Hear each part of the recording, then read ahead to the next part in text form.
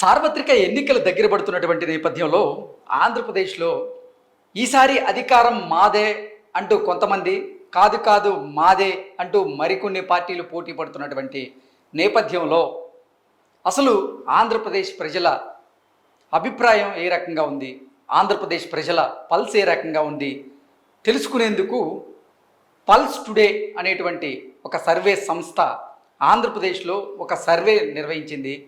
ఆ సర్వే ప్రకారంగా ఏలూరు జిల్లాలోని ఉంగుటూరు అసెంబ్లీ నియోజకవర్గంలో ప్రజల అభిప్రాయం ఏ రకంగా ఉంది, ఉంగుటూరు నియోజకవర్గ ప్రజలు ఏ పార్టీని కోరుకుంటున్నారు, ఏ పార్టీ వల్ల అభివృద్ధి జరిగిద్దని భావిస్తున్నారు, ఎవరిని ముఖ్యమంత్రిగా చూడాలనుకుంటున్నారు అనే అంశాలకు సంబంధించి పల్స్ టుడే సర్వే సంస్థ రిపోర్ట్ మన దగ్గర ఉంది.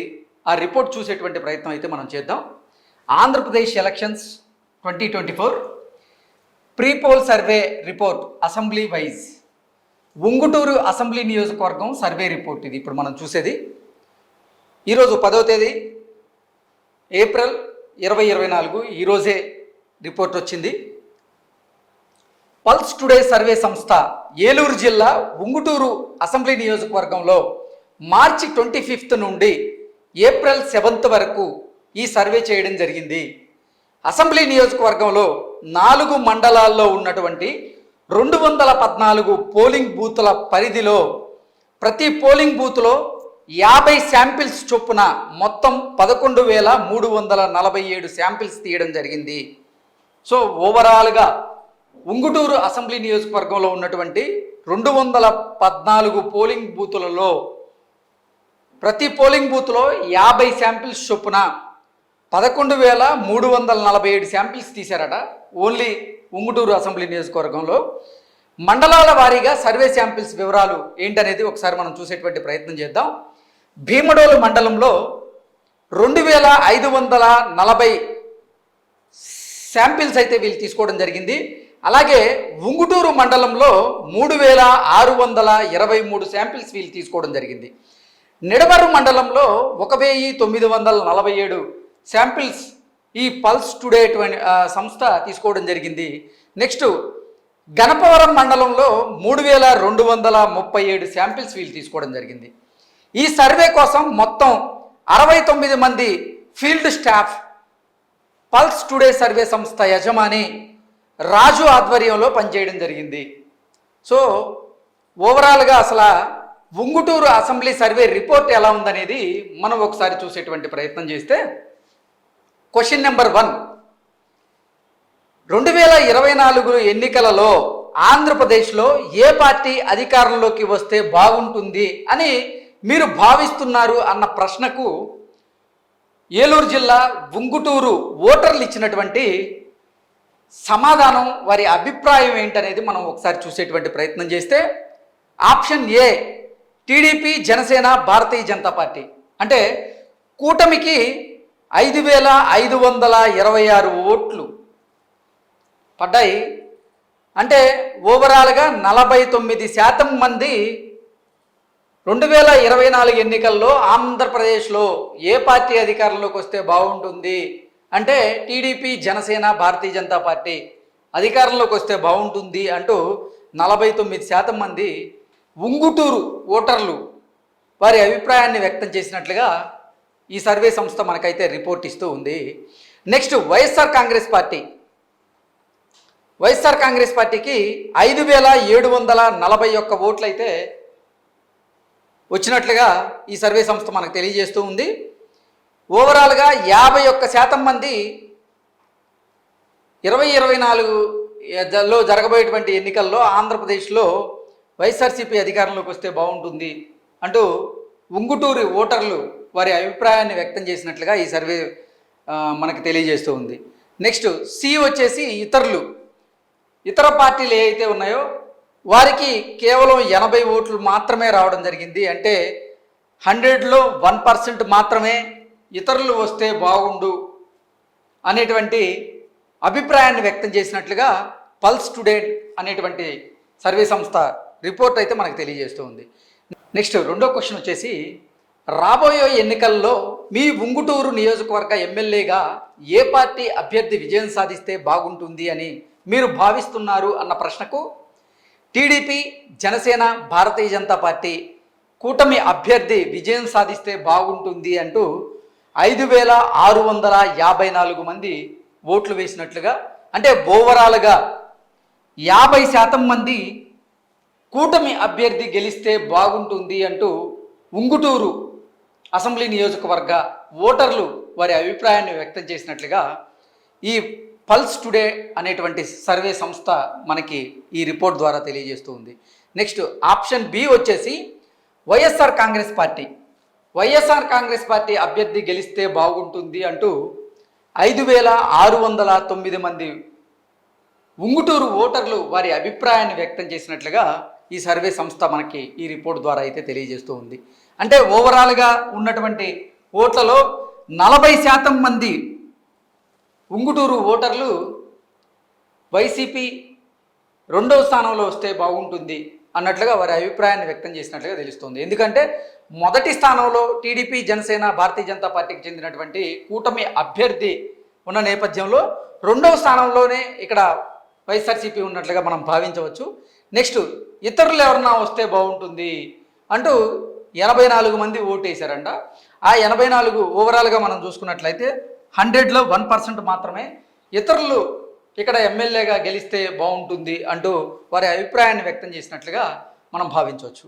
నెక్స్ట్ థర్డ్ క్వశ్చన్ వచ్చేసి మీ ఎమ్మెల్యేగా ఈసారి ఈ ఇద్దరిలో ఎవరిని ఎన్నుకుంటారు అన్న ప్రశ్నకు కూటమి అభ్యర్థిగా అక్కడ జనసేన పార్టీ నుంచి పచ్చమట్ల ధర్మరాజు ఆయన బరిలో దిగబోతున్నటువంటి నేపథ్యంలో